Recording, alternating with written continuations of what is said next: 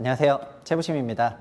오늘 소개할 책은 린치핀이라는 책입니다. 사실은 15년 전에 나온 책이고 나온 당시에도 상당한 화제였습니다. 그리고 이번에 15주년을 기념해서 양장본이 이제 한국에 출판이 되게 된 건데, 그러다 보니까 저자인 세스 고딘이 특별히 한국어판 서문을 또 수록을 했더라고요. 그래서 그걸 읽으면서 인공지능 시대다 보니까 이제 세스 고딘이 어떤 생각을 하는지 읽을 수가 있었는데, 좀 다시 읽는 재미가 있었습니다. 보랏빛 소가 온다라는 책으로 진짜 유명한데, 보랏빛 소 책은 진짜 많은 분들이 보셨을 거예요. 그 퍼플 카우. 근데 요거를 쓰신 분이 세스 고딘이라는 분이고, 이분이 2010년에 린치핀을 썼습니다. 이제 15년이 지났는데, 근데 왜 지금 이 책을 다시 읽어야 되냐? 그냥 어저께 쓴 것처럼 읽어요.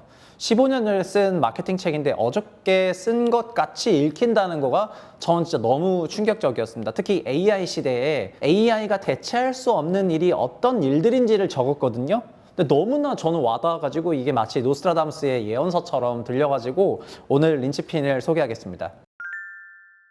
책 제목 린치핀이라는 거는 마차 수레바퀴 가운데 꽂는 그런 핀을 말하고요. 그리고 피봇을 하는 도어 경첩 같은 거에 꽂는 그런 핀 같은 걸 말하는 건데, 이거는 그만큼 중요하고 어떤 요긴한 일을 하는 어떤 대상을 말합니다. 책은 독자들을 결국은 한 명 한 명이 린치핀이 되어야 된다, 그런 사람이 되어야 되고, 이런 산업을 대체 불가능한 사람이라고 하는데, 마치 코인에서 Non-Fungible NFT 토큰이라고 하는데 Non-Fungible Person이 되겠죠. 그래서 NFP가 되려고 하는 그런 얘기가 되겠습니다. 그럼 어떻게 하면 인간이 AI 시대에 대체 불가해질 수가 있냐, 이런 얘기를 합니다. 저자는 기본적으로 사람은 날 때부터 창의적으로 태어난다고 하고요. 그러나 사회생활을 하고 학교에서 평범함에 길들여지게 된다고 설명을 합니다. 이런저런 얘기들을 많이 하지만은 그 저자가 직관적으로 시처럼 책에 써놓은 부분이 있었는데, 이렇게 쓰여져 있어요. 4살 때 우리는 예술가였다. 7살 때 우리는 시인이었다. 12살 때 신문을 팔았다면은 그때 우리는 사업가였다. 이런 대사가 있습니다. 그런데 지금 30살, 40살, 50살에 지금 우리는 뭐죠? 저희는 대부분 다 직장인이잖아요.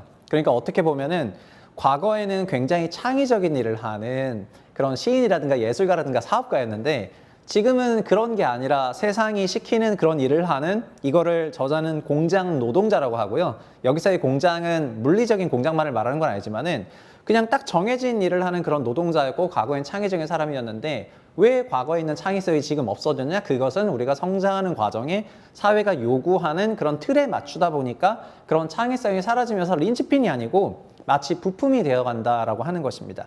저자는 직장인을 ABC라고 부르거든요. 이 ABC는 출근 기반 보상이라고 하는데, 이게 Attendance Based Compensation이라고 하는 것의 약자입니다. 출근 기반으로 보상받는 사람들을 ABC라고 하고, 그러면 우리는 ABC가 되는 것이 아니고 항상 무언가의 새로운 소란을 일으키면서 뭔가 사회를 달과 오르는데, 길들여진 사람들이 봤을 때는 D학점을 붙이고 싶은 그런 거를 하라는 겁니다. 이런 것들로 이제 영어의 라임을 살린 건데, 나이를 고려했을 때 되게 힙합스러운 정신인 것 같습니다.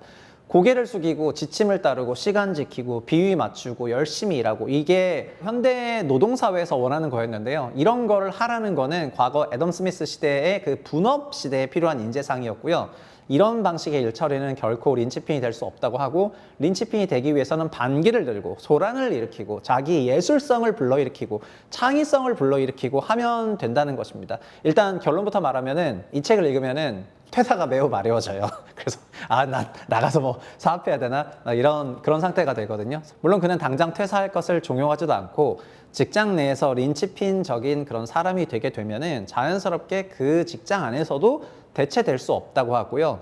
린치핀이 아닌 정말 일반 핀이 된다고 하면은, 그러면 그 사람은 정말 쉽게 대체가 되겠죠. 인간이 4살, 7살, 12살 그 어린 나이에 갖고 있었던 직관, 그리고 감성, 그 다음에 여러 가지와 지금 쌓아 올린 그런 직업적 지식을 자연스럽게만 결합하면은 막 린치핀이 되는데 어떤 대단한 비밀이 있는 것이 아니고, 우린 이미 그것을 타고났기 때문에 스스로를 억제하고 있는 억제기를 벗어 던지게 되면은 그런 인간이 될 수 있다라고 얘기를 합니다. 그래서 저자는 무엇이든 대체 가능한 대상이 돼버리면은 그러면은 결국은 AI 시대는 완전 대체돼 버릴 거라고 얘기를 하고요.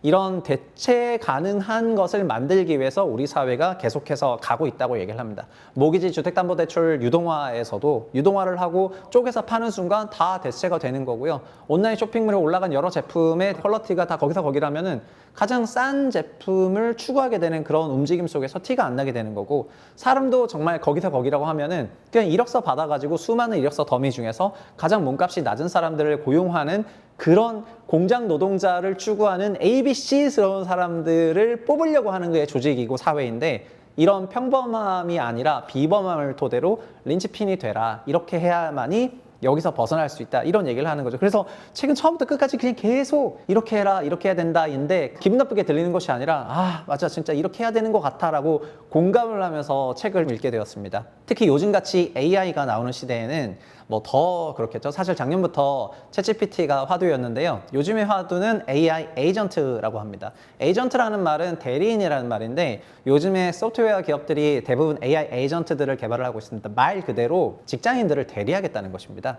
지금까지는 챗집으로 저희랑 채팅 정도 했지만은 AI 에이전트가 나오게 된다면은 일반 직장인들이 수행하는 많은 일들을 AI 에이전트들이 대신 수행해지게 되면서 많은 직장인들은 정말 그냥 레이오프 될 것입니다. 그러면은 뭐 여기저기 또 이직을 해야 되고 찾아야 되고 이런 일들이 생기거든요. 지금 보시면은 미국 내년도 25년 시장을 전망하면서 내년에 주목받을 테마로 전부 AI 에이전트들을 얘기를 합니다. 세일즈포스, 그 다음에 오라클, 서비스나우, 이런 회사들 IR 자료를 보시면은요. 예를 들면 세일즈포스만 하더라도 AI 에이전트를 만든 다음에 내년에 10억 개의 고객들을 상대하겠다 하거든요. 몇 명을 레이오프 하라는 거 아니겠습니까? 엄청 무서운 얘기인데, 이게 기업들 입장에서는 이미 이런 것들을 하기 위해서 준비를 굉장히 많이 하고 있다는 거고요. AI 에이전트를 키우기 위한 여러 가지 데이터 솔루션 기업들에 대해서도 굉장히 고평가받고 있는 게 현재 글로벌 주식시장에서 나타나고 있는 그런 흐름입니다. 그럼 여기서 이런 AI 에이전트들이 등장한다면은 저희는 대체가 되겠죠? 그럼 내가 대체가 안 되려면 어떻게 해야 될까요? 예를 들면 은행 업무를 한다 해볼게요.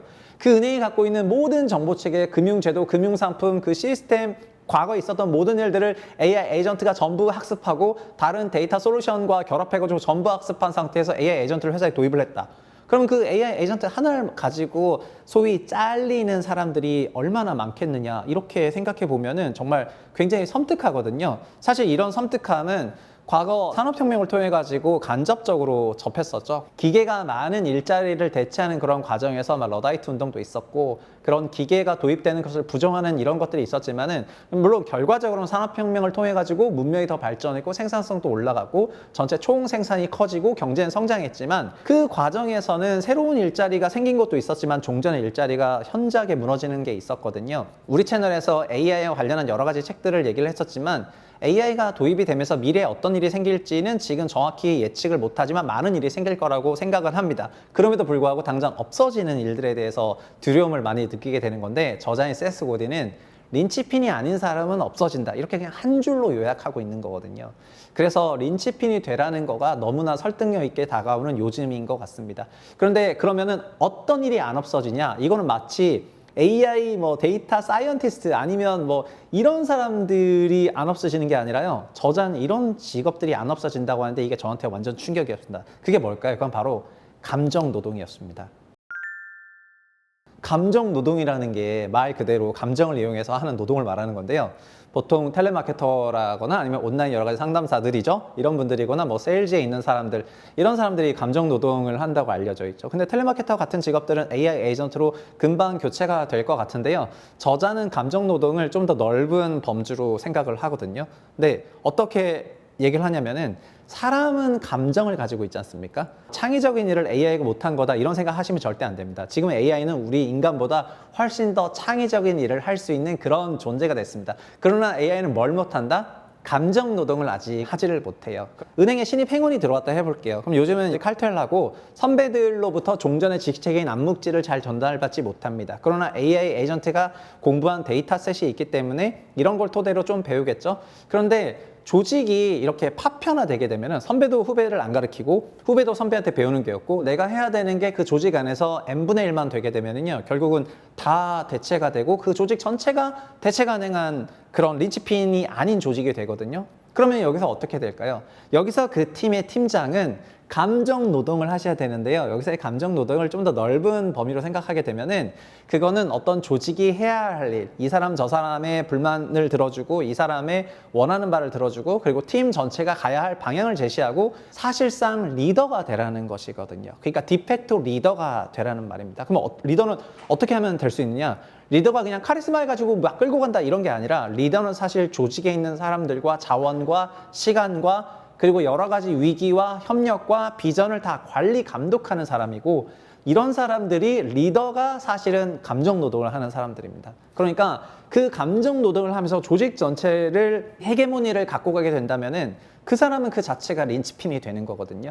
이런 것들은 AI가 할 수가 없다는 거예요. 그래서 여기서의 감정 노동이 막 감정을 쏟아내면서 저 사람한테 제 잘못 보이고 이렇게 하는 것이 아니라 갈등이 필요한 순간에는 갈등을 하고 해소가 필요한 순간에는 해소를 하고 그리고 위기가 필요하다고 생각하면은 그 위기를 주입을 하고 그리고 평화가 필요하다 생각하면 또 평화를 주입하고 여러 멤버 간의 여러 시간차, 격차 이런 것들을 조율하고 사람과 사람과의 관계 그리고 팀과 팀과의 관계 그리고 이 회사와 이 회사의 관계 그리고 개인과 사회와의 관계 여러 가지 이런 것들이요. 그래서 뭐 비판이나 비평도 때로는 수용하고 사과하고 감사하고 이런 감정을 발휘를 하면서 일을 하는 형태의 노동을 세스 고딘이 감정 노동이라고 하고요. 이런 감정 노동은 아직 AI가 할 수 없다. AI 에이전트들은 아마 내년 이후부터 어느 순간 우리한테 성큼 다가와가지고 저희를 다 갈아엎을 준비를 하겠지만은 이런 형태의 일을 하는 사람을 대체하기 어렵다. 이렇게 말을 하는 것이죠. 그래서 저자가 린치핀인 사람이 어떤 사람이고 어떤 일이냐는 부분에 대해서 과학적으로 기술적으로 파고드는 것이 아니라 이거를 다른 방식으로 찾아 들었다는 점에서 저 소름 돋는 게 있었습니다.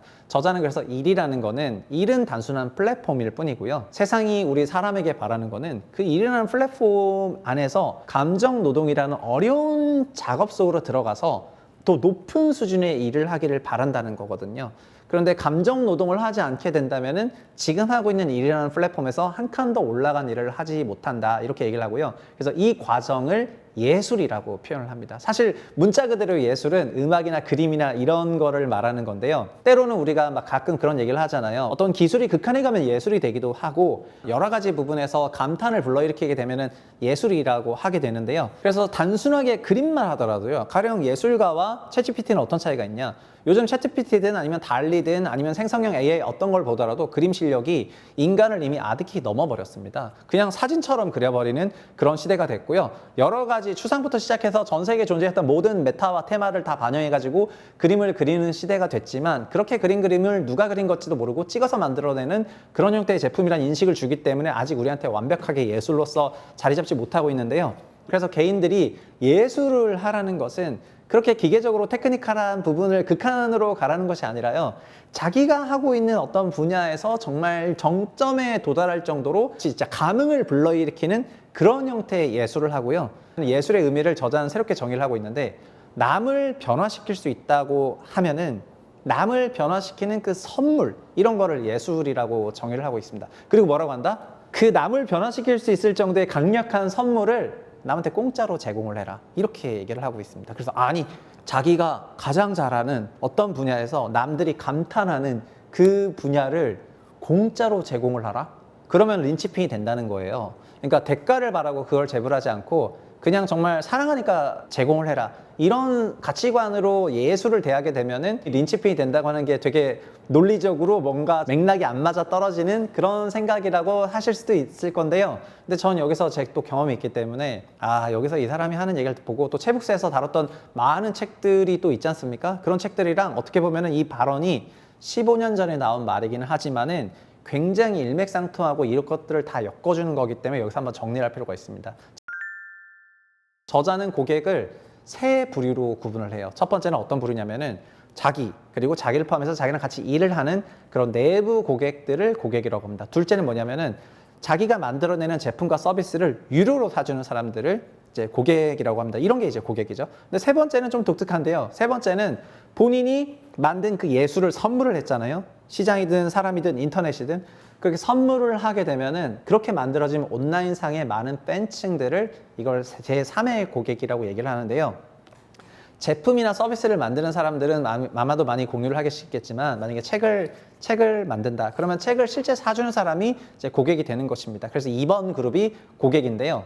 이렇게 2번 고객을 어떻게 하면 늘릴 수 있냐? 그건 역설적으로 그 책 내용을 공짜로, 그다음에 책 내용을 어떻게 보면 선물하듯이 뿌렸을 때 3번 고객이 폭발적으로 늘어나면서 그 3번 고객들에 의해서 자연스럽게 내가 만들어낼 제품과 서비스를 적극적으로 구매하는 2번 고객들이 늘어난다. 이렇게 얘기를 합니다. 그러니까 음악으로 비유하시면은 음악을 무료로 받을 수 있게 되면서 콘서트에 가는 팬들이 엄청나게 늘어났는데요. 콘서트는 유료이기 때문에 그 콘서트를 가는 사람이 유료 고객이라고 한다면은 콘서트에 오기 위해서 고객을 만들려고 노력하는 것이 아니라 자기가 혼신을 다해서 만들었던 음악을 무료로 뿌리라는 것이 되는 것입니다.